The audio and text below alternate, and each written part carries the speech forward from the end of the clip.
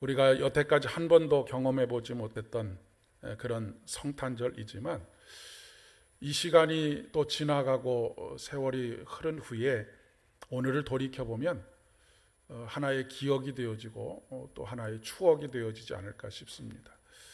참 그때 그렇게 어려웠었는데 우리가 이렇게 온라인으로 오프라인으로 함께 예배를 드렸었다라고 하는 이야기가 마치 남자들이 군대 이야기하듯 전설과 같은 이야기가 되지 않을까 싶은 생각도 들어지게 됩니다. 모든 상황을 좀 긍정적으로 받아들이고 이 긍정적으로 상황을 받아들인 가운데 하나님께 감사하게 되면 그 모든 것이 다 아름다운 믿음의 열매들로 그렇게 나타나리라 믿습니다. 오늘은 2020년 성탄절입니다. 이 성탄절에 여러분 가장 듣고 싶은 이야기가 어떤 이야기이십니까? 아마도 지금 현재 전 세계에 살고 있는 모든 사람들이 가장 듣고 싶은 이야기는 코로나19의 치료제가 완전하게 개발이 되어서 어느 곳으로든 자유롭게 두려움과 공포를 가지지 않고 불안에 떨지 않고 다닐 수 있다라고 하는 이야기를 듣고 싶지 않을까 싶습니다. 또 어떤 사람에게는 개인적으로 자녀가 공부를 잘해서 좋은 대학에 갔다는 소식도 듣고 싶을 터이고, 또 어떤 사람은 장성한 자녀가 결혼을 하게 되었다라고 하는 소식을 듣고 싶은 그런 분들도 계시지 않을까 싶습니다. 이러한 때의 교회가, 그리고 우리 그리스도인들이 먼저 듣고 큰 기쁨 가운데 하나님을 찬양하며 세상에 전해야 할 기쁜 소식은 어떤 소식일까? 그것은 바로 이 세상의 불의를 심판하시고 어둠을 몰아내시고 정의를 바로 세우시고 하나님께서 위로하시고 소망으로 다시 우리를 일으키신다라고 하는 그 소식이 아닐까 싶습니다. 오늘 2020년 성탄절을 맞이하면서 여러 가지로 많은 어려움들이 있지만 우리에게 먼저, 우리의 귀에 먼저 이 기쁨의 소식들이 들려지기를 소망합니다. 그리고 아멘으로 화답하실 수 있기를 바라고 우리의 삶 속에서 이 하나님을 널리 전파하실 수 있는 사랑하는 모든 삼보의 가족들 되실 수 있기를 진심으로 축복합니다. 태초에 세상은 어둠 가운데 있었습니다. 흑암 가운데 있었다라고 성경은 기록하고 있습니다. 땅이 혼돈하고 공허하며 흑암이 깊음 위에 있었다라고 말씀하십니다. 땅이 혼돈하고 공허하며 흑암이 깊음 위에 있었다라고 하는 말의 의미는 무엇일까요? 그것은 하나님께서 그곳에 계시지 않는다라고 하는 것을 의미하는 것입니다. 이때 하나님께서 그곳에 빛이 있으라라고 명령하셨습니다. 빛은 곧 창조의 시작입니다. 거기서부터 생명 창조가 시작이 된 것이죠. 빛은 생명입니다. 오늘날도 마찬가지입니다. 세상은 어둠 가운데 있습니다. 우리가 바라보고 지켜보고 있는 이 세상은 혼돈과 무질서 속에 있습니다. 이 어두움이 얼마나 더 깊어질지 알 수 없는 그런 시대를 우리가 살아가고 있습니다. 이런 세상 가운데 다시 하나님께서 보시기에 좋았더라라고 하는 세상을 회복하시기 위해서 빛 되신 우리 주님을 이 세상에 보내주셨습니다. 그런 의미에서 첫 번째 성탄절, 즉 초림은 죄로 인해서 파괴된 세상을 회복하시기 위한 재창조의 사역이었다라고 그렇게 이야기할 수 있겠습니다. 예수님께서 다시 오시는 재림 또한 요한계시록에 보면 새 하늘과 새 땅을 약속하고 계십니다. 새 하늘과 새 땅이라고 하는 것은 무엇입니까? 이전 것은 지나가고 새로운 세상이 펼쳐지게 되었다. 새로운 창조의 완성이 이루어지게 되었다라고 하는 이야기입니다. 그러니까 하나님의 창조는 태초에 한 번 이루어진 것이 아니라 예수 그리스도를 통해서, 예수 그리스도의 초림을 통해서, 예수 그리스도의 재림을 통해서 지속적으로 이 세상을 하나님께서 창조와 재창조의 사역 속에서 이 역사가 창조의 완성으로 보시기에 좋았더라라고 하는 창조의 완성을 향해서 나아가고 있다라고 하는 그런 의미가 되겠습니다. 이 일을 위해서 하나님께서는 잠시도 졸지도 아니하시고 주무시지도 아니하시는 하나님이십니다. 그뿐만 아니라 하나님은 실수가 없으신 하나님이십니다. 나의 반석이신 하나님, 행하신 모든 일 완전하시니 나의 생명이신 하나님, 그 행하신 일 찬양합니다. 신실하신 하나님, 실수가 없으신 하나님, 나의 좋으신 나의 주, 신실하신 하나님, 실수가 없으신 좋으신 나의 주. 사랑하는 여러분, 여러분의 인생을 누구에게 맡기시겠습니까? 세상의 권력과 지도자들은 실수투성인 사람들입니다. 저들은 자야 할 때 자야 하고 졸리면 졸아야 하고 수많은 실수와 실패를 거듭하면서 우리에게 소망을 주기보다는 우리에게 좌절과 절망을 가져다주는 사람들입니다. 우리에게 소망을 주기보다는 우리에게 실망을 가져다주는 사람들입니다. 그런데 참 이상한 것은 우리는 그들에게 끊임없이 속으면서도 끊임없이 또한 기대합니다. 그런데 확실한 약속의 하나님, 신실하신 하나님, 실수가 없으신 하나님께는 우리의 모든 것을 다 맡기지를 않습니다. 참 이상한 일이 아닐 수가 없습니다. 우리 주님은 늘 우리에게 기쁨의 소식을 전해주십니다. 평화와 구원을 공포하시고 시온을 향하여 이르기를 오늘 말씀에서 말씀하고 계시는 것처럼 내 하나님이 통치하신다라고 말씀하고 계십니다.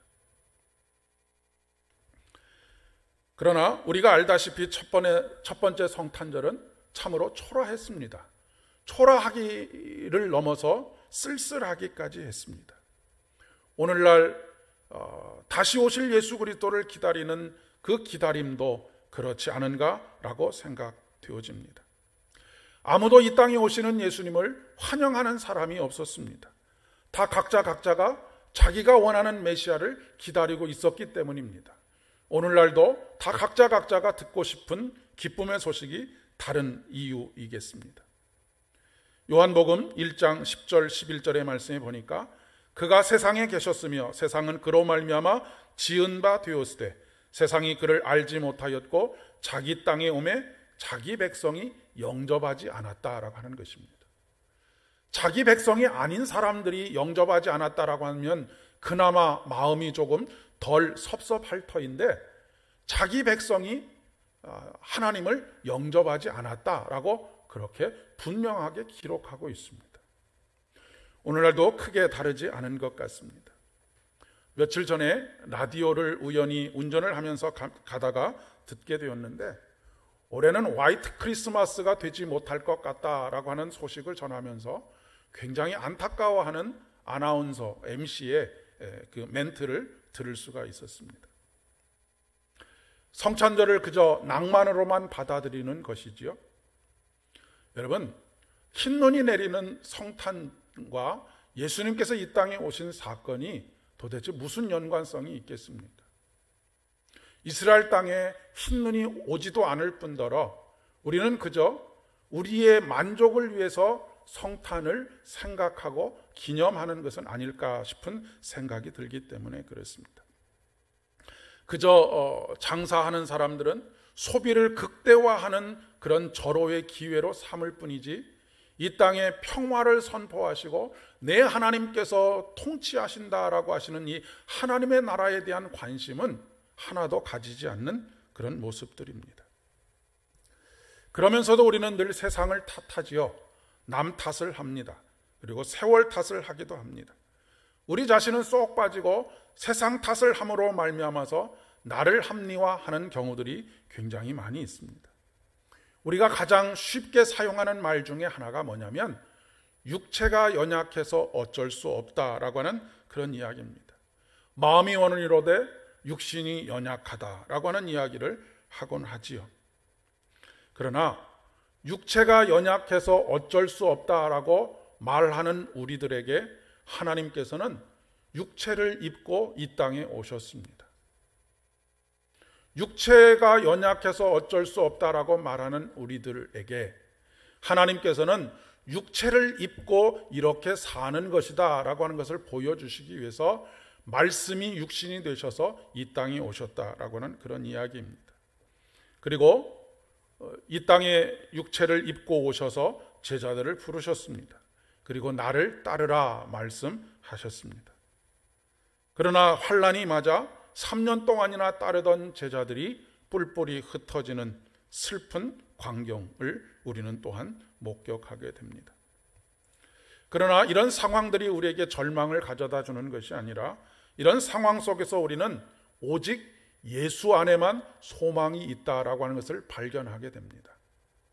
어둠이 짙으면 짙을수록 빛이 훨씬 더 선명하게 그 빛의 자태를 드러내는 것하고 똑같다라고 이야기할 수 있겠습니다. 혼돈과 공허, 어둠을 몰아내고 새로운 세상을 만들어 가시는 우리 주님께서 오시는 계절이기 때문에 그렇습니다. 실수도 실패도 없이 여전히 일하시고 이 역사의 끝에, 우리 인생의 끝에 보시기에 좋았더라라고 하는, 우리를 의롭게 하셔서 우리에게 의의 심판으로 말미암아 의의 면류관을 허락해 주시기 때문에 그렇습니다. 이사야 선지자를 통해서 오늘 우리에게 말씀하십니다. 너 예루살렘의 황폐한 곳들아 기쁜 소리를 내어 함께 노래할지어다 라고 권고하고 있습니다. 너 황폐한 예루살렘아, 너 황폐한 한국 교회들아, 너 황폐한 한국 교회의 성도들아 함께 노래할지어다. 우리 하나님께서 그의 백성을 위로하시고 예루살렘을 구속하셨기 때문입니다. 사막에 꽃이 피어 향내 나리라 라고 하는 그런 가사말의 찬양이 있지요. 오늘 황폐해진 우리의 마음, 황폐해진 한국 교회의 모습 속에 하나님께서 생명의 빛을 허락하여 주시고 생수의 근원이 되시는 예수 그리스도께서 우리로 하여금 영원히 목마르지 않게 하시는 그 물을 마시게 하심으로 말미암아 다시 꽃이 피게 하시고 다시 열매 맺게 하시는 놀라운 은혜가 저와 여러분에게 있기를 진심으로 축복합니다. 그러나 우리에게 실감이 나지 않는 경우들이 참 많이 있지요. 여전히 하나님은 하늘에 머물러 계시는 듯 느껴질 때가 많이 있기 때문에 그렇습니다. 우리의 상상 속에, 우리의 생각 속에만 머물러 있습니다. 우리가 그동안 신앙생활을 하면서 수십 번의 성탄절을 그렇게 지났지만 실감이 나지 않는 경우들이 굉장히 많이 있었습니다. 그런데 하나님께서 오늘 요한복음 1장 12절의 말씀을 통해서 이 성탄의 계절에 이렇게 말씀하십니다. 영접하는 자, 곧 그 이름을 믿는 자들에게는 하나님의 자녀가 되는 권세를 주셨다라고 말씀하십니다. 그저 상상 속에만, 생각 속에만, 멀리 하늘에 계신 하나님이 아니라 영접하는 자, 곧 그 이름을 믿는 자에게는 하나님의 자녀가 되는 권세를 주셨다라고 하는 것입니다. 여러분, 영접하게 되면 우리에게 권세가 주어진다라고 하는 것을 꼭 기억하실 수 있기를 바랍니다. 우리가 세상 속에서 살아가면서 영접하는 자, 곧 그 이름을 믿는 자로서 하나님께서 하나님의 자녀된 권세를 주셨다라고 하는 이 사실을 잊지 않고 살아가게 될 때에 세상의 어두움 속에서 굽어지지 아니하고 세상의 그 어떤 거대함 속에서도 위축되지 않고 당당하게 하나님의 자녀로서의 삶을 살아갈 수 있겠기 때문에 그렇습니다. 이 땅에 임하시는 우리 주님을 오늘 눈으로 본 바요, 귀로 들은 바요, 손으로 만진 바 되시는 저와 여러분 되실 수 있기를 진심으로 축복합니다. 찬송가 85장에 보면 구주를 생각만 해도 이렇게 좋거든. 주 얼굴 배울 때에야 얼마나 좋으랴. 이것은 여러분, 우리의 육신이 다 끝난 후에 죽어서 간 세상에서 하나님을 만나 뵐 때 불러야 될 찬양이 아니고 매일매일 우리의 삶 속에서 불러야 될 찬양입니다. 그냥 생각 속에서, 상상 속에서 저 멀리 하늘에 계신 그 하나님을 생각하는 것, 그것만으로도 우리가 좋은데 매일매일 그분을 우리가 눈으로 보고 귀로 듣고 손으로 만진받을 수 있다라고 한다면 얼마나 좋을까? 얼마나 좋을까라고 하는 바람으로 그치지 않고 하나님, 이번 한 주간도 그 하나님을 볼 수 있도록, 만질 수 있도록, 들을 수 있도록 해주셔서 감사합니다라고 하는 감사의 찬양이 우리 안에서 넘쳐나기를 진심으로 축복합니다. 오늘 세상이 듣기 원하는 소식이 바로 이 위로와 소망의 이야기입니다. 지금은 거의 사라졌지만 성탄절 새벽마다 울려 퍼지던 새벽송이 바로 그것이 아닐까 싶습니다. 예전에는 새벽송을 이렇게 돌면 전혀 교회에 나가지 않는 사람들도 우리 집에 와서도 한번 불러달라고 그렇게 요청을 하는 그런 경우들이 종종 있었습니다. 그런데 안타깝게도 요즘은 이 사회에 소망의 소식을 전하기보다는 절망의 소식을 전하고 있는 우리들의 모습을 보면서 참 많은 안타까움을 가지게 됩니다. 황폐화된 교회, 황폐화된 신앙, 뿌연 모래 바람만을 날리고 있는 우리의 현실입니다. 그러나 하나님께서 오늘 이 거룩한 성탄을 통해서 우리로 다시 노래하게 하십니다. 이번 성탄에 새 노래로 부르라고 하십니다.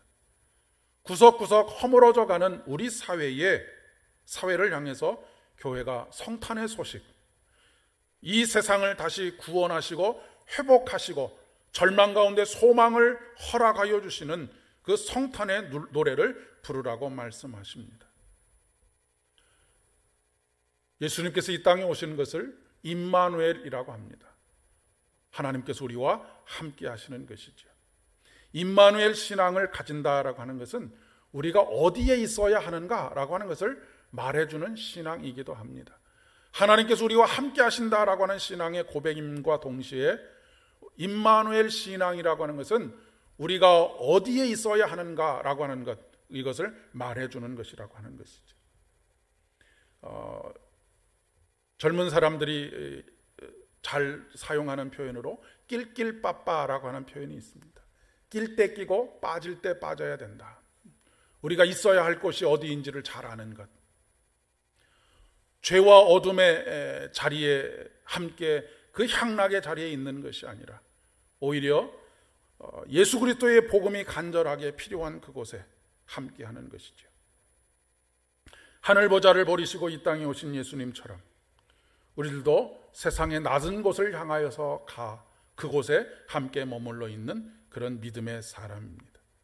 그렇게 될 때에 여호와께서 열방의 목전에서 그의 거룩한 팔을 나타내셨으므로 땅끝까지도 우리 하나님의 구원을 보았도다라고 하는 노래가 현실이 되리라 그렇게 믿습니다.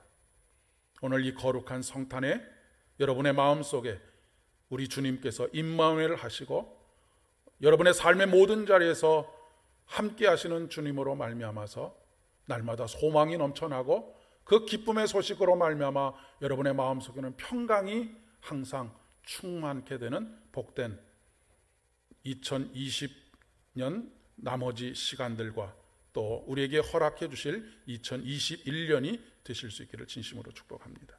함께 기도하겠습니다. 하나님 아버지, 오늘 성탄절을 맞이하여서 우리가 마음을 모두어서 함께 예배할 수 있도록 도와주신 것 진심으로 감사를 드립니다. 내 하나님께서 통치하신다라고 하시는 이 참으로 어마어마하고도 감격스러운 선언 속에 하나님께서 통치하시는 그 나라를 이 땅에서 살아가는 저희들 되게 하여 주옵시고, 실수가 없으시고 실패도 없으시고 잠시도 쉬지 않고 우리를 위해서 일하시는 당신의 땀 흘림의 결과로 날마다 우리의 마음속에 평화와 기쁨이 넘쳐날 수 있도록 실망이 소망이 되게 하시는 주님을 날마다 바라보며 살아갈 수 있도록 은혜를 더하여 주시옵소서. 모든 말씀 예수님의 이름으로 간절히 기도드립니다.